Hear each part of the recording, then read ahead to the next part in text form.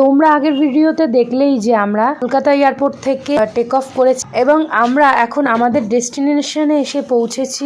আমরা এখন আছি ভুবনেশ্বর এয়ারপোর্টে। কথায় আছে না, ভগবান যদি তোমাকে না টানে তুমি হাজার চেষ্টা করেও সেখানে যেতে পারবে না। দেখো না, আমাদের হঠাৎ ঠিক হলো যে আমরা নাকি পুরী যাব, তাও আবার কি প্লেনে। মানে আমরা জানতামই না যে আমরা হঠাৎ এরকম ভাবে প্ল্যানিং করব বা আমরা দুজন মিলে চলে আসবো। আরো অনেকের আসার কথা ছিল, কিছু অসুবিধা থাকার কারণে তারা আসতে পারেনি।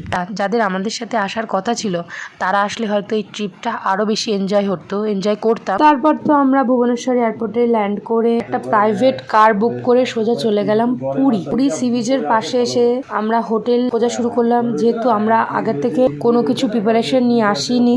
মানে আমরা অনলাইনেও বুকিং করতে পারতাম, কিন্তু আমাদের যে হঠাৎ করে প্ল্যানিংটা হলো আমরা সময় পাইনি সেসব করার। তারপরে আমরা সি বিচের পাশেই একদম একটা হোটেল পেয়ে চেক ইন করে ফেলেছি। আমাদের রুমটা তোমাদের এক ঝলকে দেখ